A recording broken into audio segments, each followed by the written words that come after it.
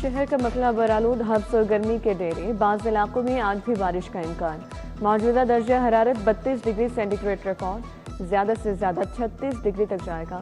ہوا میں نمی کا تناسب 76% تک ریکارڈ۔ ایئر کوالٹی انڈیکس پر آلودگی کی شرح 159 ریکارڈ کی گئی۔ مہنگائی کے وار لگاتار، نان بائیوں کی منمانی عروج پر سرکاری قیمتوں کو ہوا میں اڑا دیا گیا۔ سادہ روٹی 14 کے بجائے 20 روپے میں فروخت کرنے لگے۔ انتظامیہ سے مذاکرات ناکام، کاروبار بند کرنے کی دھمکی دے دی۔ 14 روپے میں سادہ روٹی کی فروخت ممکن نہیں، سرکاری قیمت 25 روپے مقرر کرنے کا مطالبہ۔ مطالبات تسلیم نہ ہونے پر صرف نان اور خمیری روٹی فروخت کرنے کا اعلان۔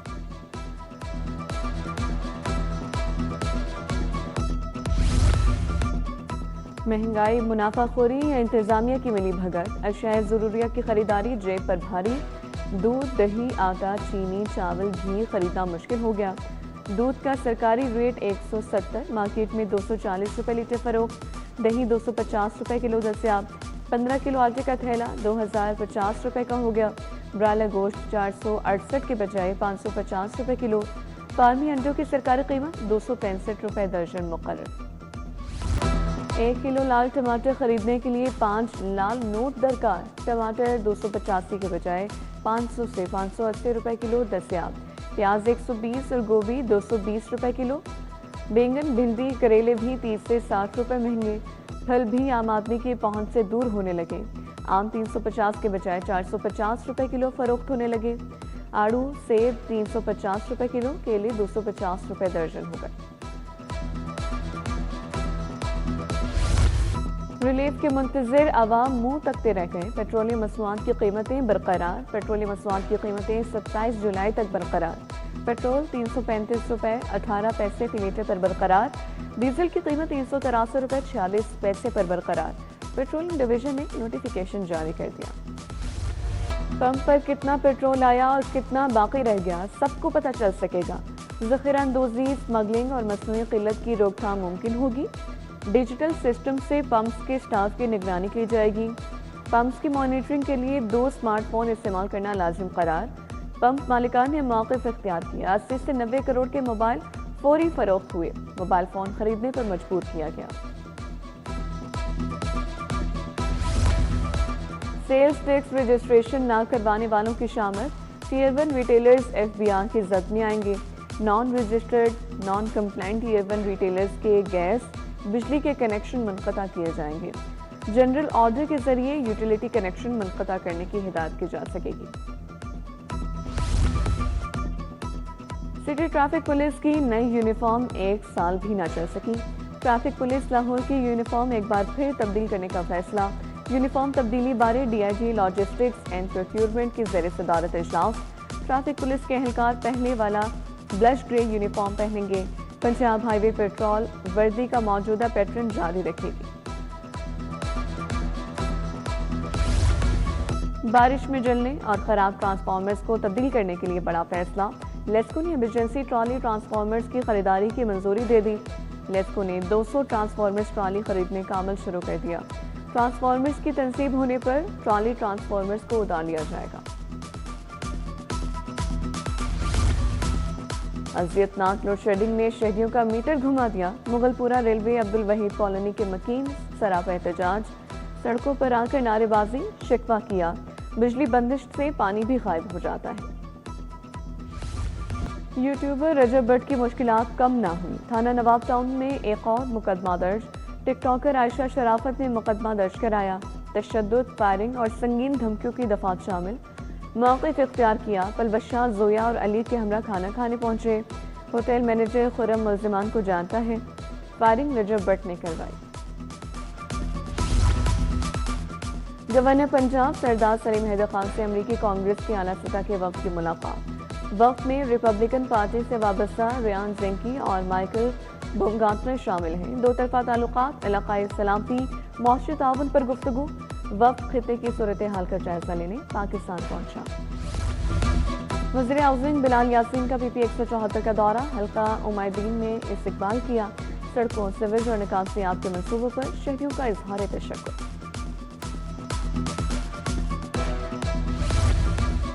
سابق وزیر اعلیٰ حمزہ شہباز کی لیگی رہنما شہباز ایڈوکیٹ کی رہائش کا آمد، الحاج محمد نواز کے انتقال پر اظہار تعزیت، درجات بلندی اور مغفرت کے لیے دعا کی گئی۔ صدر مملکت آصف علی زرداری کی 71ویں سالگرہ، گلبرگ میں عزیز الرحمان چند کی رہائش گاہ پر کیک کاٹا گیا۔ رحمان عزیز چند، میاں فاضل، رانا جواد، خالد بٹ اور دیگر تقریب میں شریک ہوئے۔ چیئرپرسن نواز شریف لوز گروپ عظمیٰ عامر بٹ کی آج سالگرہ، 2 صحباب اور کارکنوں کی مبارکباد، نیک خواہشات کا اظہار کیا۔ لاہور چیمبر الیکشن کی تیاریاں زور و شور سے جاری، سابق سینئر نائب صدر ناصر حمید بھی میدان میں آ گئے۔ تاجروں کا ناصر حمید کی قیادت پر اعتماد کا اظہار، مشترکہ لاہ عمل بنانے کا فیصلہ، ہر محاذ پر شانہ بشانہ چلنے کا اعلان کیا۔ امریکی کانگریس ارکان کا پنجاب سیف سٹیز اتھارٹی کا دورہ، M D safe cities authority S N Younas, C O Mustansar Feroz نے استقبال کیا۔ جدید اے آئی اپ گریڈیشنز پر بریفنگ دی گئی۔ امریکی وفد نے تاریخی مقامات کا بھی دورہ کیا۔ مزار اقبال پر حاضری، شاہی قلعہ میں مغلیہ دور کے ثقافتی اور تعمیراتی ورثے کا مشاہدہ کیا۔ حضور باغ، دیوان عام اور دیوان خاص کا بھی جائزہ لیا۔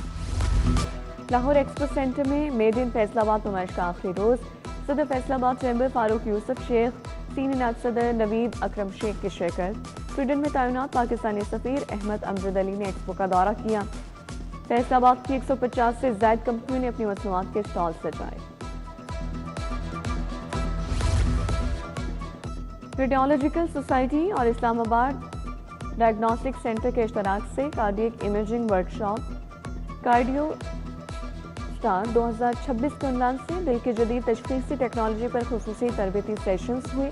ورکشاپ میں کارڈیک ایم آر آئی اور پیدائشی امراض قلب کی جدید تشخیص پر تفصیلی لیکچرز۔ ورکشاپ کو 6 C M E credit hours میں باضابطہ منظوری دی گئی۔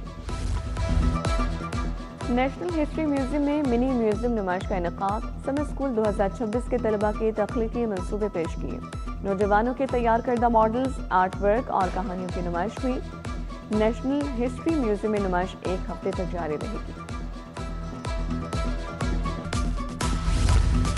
بیدیا روڈ اسپورٹس ضلع میں سمر اسپیشل کی جانب سے فن ریس، بچوں اور بڑوں کے لیے الگ الگ ریس منعقد کی گئی۔ بچوں کی 1، بڑوں کی 5 کلومیٹر ریس ہوئی۔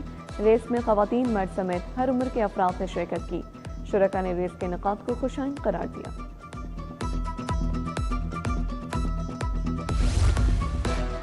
سینٹرل ایشین والی بال چیمپئن شپ میں پاکستان کی شاندار کارکردگی، پاکستان نے مسلسل چوتھی کامیابی کے ساتھ سیمی فائنل کے لیے کوالیفائی کر لیا۔